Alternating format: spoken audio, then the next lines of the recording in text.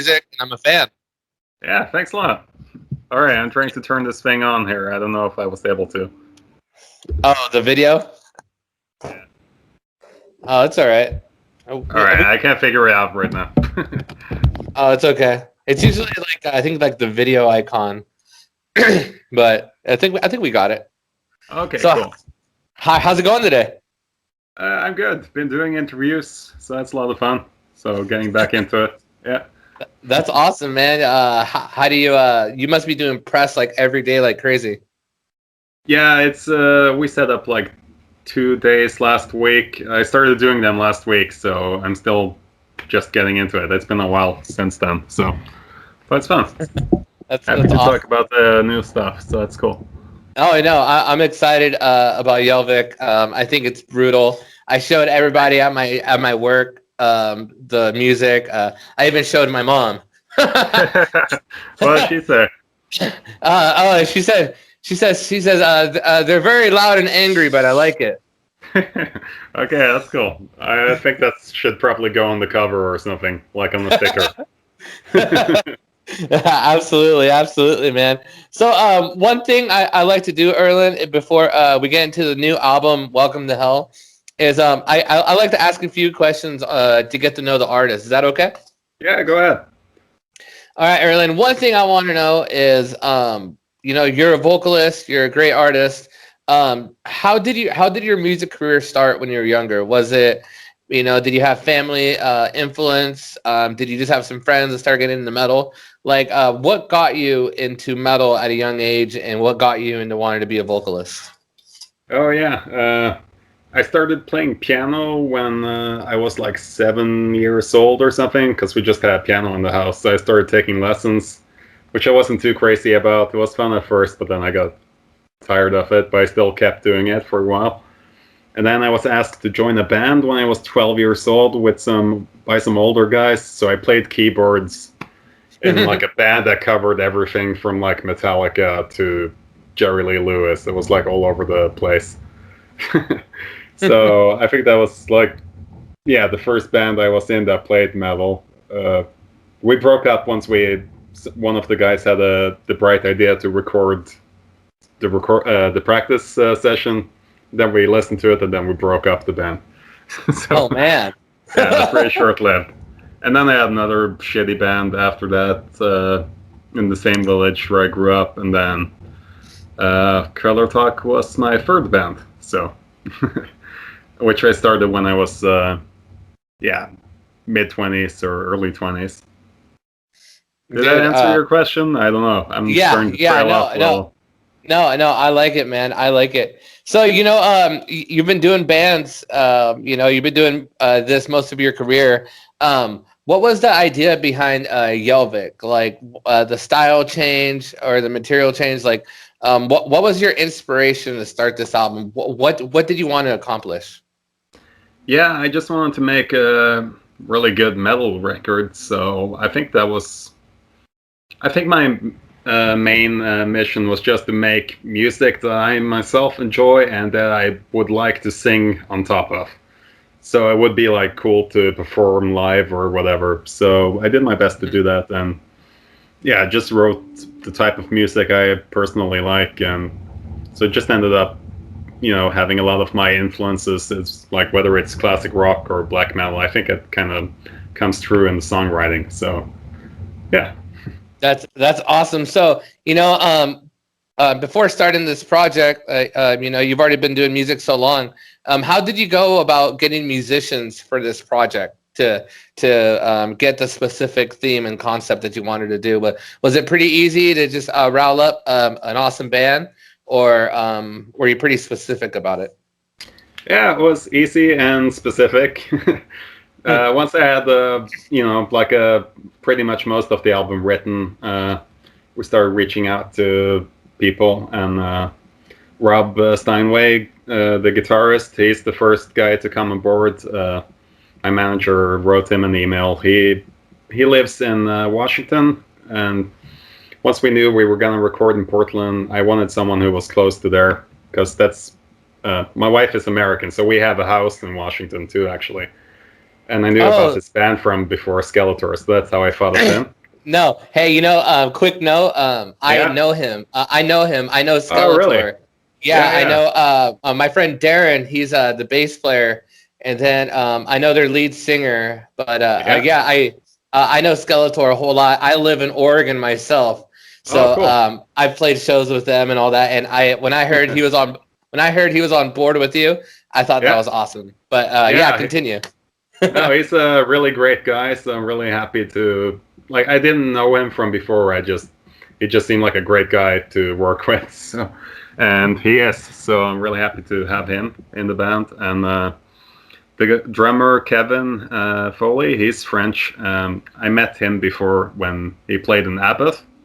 So Oh, I okay. met him in Bergen one time, and he just seemed like a really nice guy. And I really love this drumming on the Abbott record. So I just reached out to him like that, and he was happy to join too.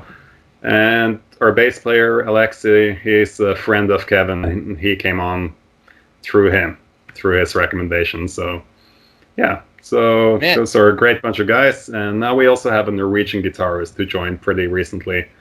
Yeah, he's not on the album, but he's gonna be touring with us and stuff. So his name's Remy Nygaard, and he's from a band called Inculter, which is a Mm-hmm. cool black thrash band. So yeah, you should check it out. Dude, that is absolutely awesome. You got like this superstar roster, and everybody's pretty spread out. How do you go about like communicating these new songs to your bandmates, and just being able to maybe I don't know if you're rehearsing right now, but how is it with a new band, everybody being spread out? What are the challenges? Yeah, it's pretty simple actually. Like at least when it comes to making the songs. Like for me, I write the music and then I send it over to the guitarist to actually to play it. And then and when it comes times to record drums, then it gets sent to the drummer. So it's just sending emails back and forth like that to get the demos ready. So but yeah, when it comes time to do touring or whatever, we're gonna actually build a practice space in the basement of our house. So then we'll just have the whole band come over, and we'll practice for like I don't know, a couple of days, and then go out and tour. So that's gonna be fun. I love it. I love it. So you said that your girlfriend lives in Washington. So are you constantly traveling back and forth in and out of the country? Oh no, it's my wife, and we live Your together wife. here Yeah, in your wife. Norway. Yeah. It's Oh, just okay. we have a Well, place in Washington too, but it's just been spending most of our time in Norway now. So I yeah, like it. but I look forward You know, to going back to America more. I like that you're on both sides. What do you think the differences are, if you don't mind me asking you, between like the metal scene in the United States and the metal scene in Europe? Is there any specific differences you can point out? I know I've gotten a lot of other answers before, but I know Europe is very big for metal and very proud. But what are some of the differences you see when you come to the United States? That's a difficult question. I would say You don't have to answer it. You don't have no, to. no, no, no.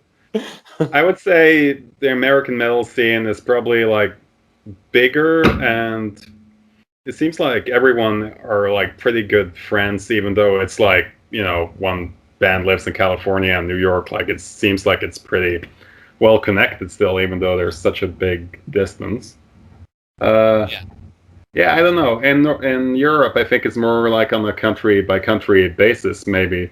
So, uh, Okay. like I don't feel connected to a scene in like Germany, for example. Really, like I know the bands in Norway, and that's pretty much it.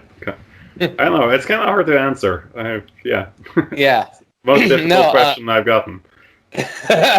Well, I'm here. I want to give you questions that you've never heard before. And the reason I Yeah, asked, and the reason I asked that question is because we don't have the festivals that Europe has, that maybe Japan has, that maybe Brazil has. Like, the United States, we don't have those massive festivals. I think we got like Aftershock and maybe a couple other ones, but yeah, the Vakken, the Rock M Rings, the Downloads, the yeah, Supersonics. We don't have any of those. So, I was always wondering, because like it's just watching videos on YouTube. You're playing to seas of people, and here, I've seen a very big band from Europe play a stadium tour in Europe, but then play like a small venue tour in the United States. So Yeah, it's a different world, definitely. Absolutely. So, Yeah. I love your new album, Welcome to Hell. I love North Thanks. Star. I think it's super great. And when I watch your video, it just looks like you're having so much fun. Did you help like produce that whole video? And like what was the concept, and what was fun about recording that video? Yeah, for me, I guess my input on the video was just sending the lyrics, and then I sent some pictures, and then okay, I would like a blood eagle in there, and so otherwise they pretty much kind of fleshed out a little story and how to pull it off and that kind of stuff. So they brought in like the wolf and the ravens. That was really cool, and they hired those Viking fighters, which was also awesome. So, oh, it's just a lot of fun, and especially this was done right after the whole Corona lockdown thing, and I've been stuck in the house for a long time, so it was like right at the moment when the restrictions lifted and you could travel from Norway to another country. Then we just took the first flight from Norway to Poland, so yeah, it was really fun to get out and just have fun shooting the video. That is amazing. That is amazing. And one of the side questions I want to ask. So you're living in Norway. Are all the Norwegian bands pretty close? Because I feel like I don't know exactly how big Norway is, but I wonder, everybody just must hang out or something. Yeah, it depends on where you live. I guess it's on a city by city basis. Like when we started our old band in like Stavanger, then we were pretty close with like other bands from the same area because we'd play shows together all the time, like, and yeah, same thing in Oslo too. Like there's a lot of bands you just keep seeing all the time, and you play shows together and stuff like that. Yeah. Yeah, I've always, as a fan, I've always wondered that about like the artists, because I've interviewed Selenos from Dimmy Borger from Norway. I've interviewed Necro Butcher from Mayhem. I've interviewed Gaw, and and I imagine that like when I talk to you, I imagine all of you sitting like at a bar having a drink. Yeah, no, it's definitely like what you imagined, especially at festivals where you have like everyone from like, oh, it's Mayhem, and then there's some pop artists there or whatever, and it's just everyone is kind of, I wouldn't say forced, but everyone is like hanging out together in like this contained area, so it's kind of funny. So I would say, yeah, pretty much all the bands in Norway are probably friendly with each other. So. That's awesome. That's awesome. So, for your all the fans that really follow you, Erlend, that just love anything that you do, what is something that they could expect from Welcome to Hell and Hjelvik? What is something that you're really trying to portray from your soul into this album? What can your fans expect? Yeah, I would say if they liked what I did in Queller Talk, then I think they're gonna like what I'm doing here, because it's like what I brought to the table in my old band. Is I'm just doing that, yeah, which is like my vocals, and I tried to bring in a little metal influence, and also the lyrics that I wrote, which was a lot about Norse mythology and that kind of stuff. So I'm just doing that like 100% now, and yeah, like this is a 100% my vision of what I think music should sound like, and yeah, I just hope people think it's quality metal records. That's what I'm going for. That's awesome, and you said so you wrote this entire album all the way through, right? Pretty much. Yeah. That's amazing, man. How long did it take you to write the whole process with just doing your solo project Hjelvik? Yeah, I had the whole thing written and the lyrics in about 6 months. So once I got started, it was pretty easy actually, or the ball just kept kind of rolling. But it's not like I I've been part of writing songs before, but I hadn't really written an entire song by myself. So that was kind of new for me. But yeah, that was just like a tiny learning curve in the beginning, and also figuring out how to use, like audio recording software and that kind of stuff. So, but once I got it down, it was easy. So That's yeah, awesome. it's been That's a lot awesome. of fun. Yeah. So now that you have a band, like all the members, is the writing process going to be different for maybe after Welcome to Hell? Is the process might change? No, we'll do it the same way, but it's gonna be like, still shooting emails back and forth and stuff like that. So, but I like the way I did things on the last one. So I'll just, if it's not broke, don't why fix it. That's what I think. Yeah. No, I absolutely agree, man. Well, you know what? I love the new band. I love the new music. Cool. I've been blasting it at work, and I appreciate you Thanks, making man. time for me. We're gonna get to the second part of the interview, and I'm gonna All ask right. you five. I'm gonna ask you 5 questions, and you're gonna have a minute or less to answer each question. Erlend, are you ready? I am ready. Okay. Okay. In a zombie apocalypse, you only could have one weapon to kill the zombie horde. What is that one weapon? Axe. Axe. I like it. If you could play with one band, in any era, for one set, what band would that be? Okay, 80s Merciful Fate. I like it. I like it. What is one food you think is absolutely disgusting? Disgusting. Okay, I'm gonna say smalahove. It's a Norwegian sheep's head with the eyeballs and everything. Oh man, that sounds pretty gnarly. That sounds pretty gnarly. Yeah, it's horrible. If you could be one superhero villain or anime character for the rest of your life, who would it be? Darth Vader. Darth Vader. I like it. I like it. All right. If you're on a deserted island and you can only have one food for the rest of your life besides water, what would it be? Chili. Chili. I like it. That's my favorite thing to make. All right. All right. So that went by pretty quick. I'm going to ask you one other quick one. What do you love doing besides writing music and the whole music scene? What is something you do on the side that just calms you down and you love doing? I love going for hikes with my dog. So that's a lot of fun. And that calms me down. So it's like a nice daily ritual. What kind of dog do you have? It's a small mix of a Pomeranian and a Papillon. It's a little girl. So. Oh, I like it. I like it. I got a Chihuahua named Peach, and we're always walking with her too. Yeah, well, small dogs are the best. Oh yeah. Well, Erlend, thank you so much. For everybody listening, please check out "Welcome to Hell" by Hjelvik. Can you do me one last favor before I let you go? Yeah, of course.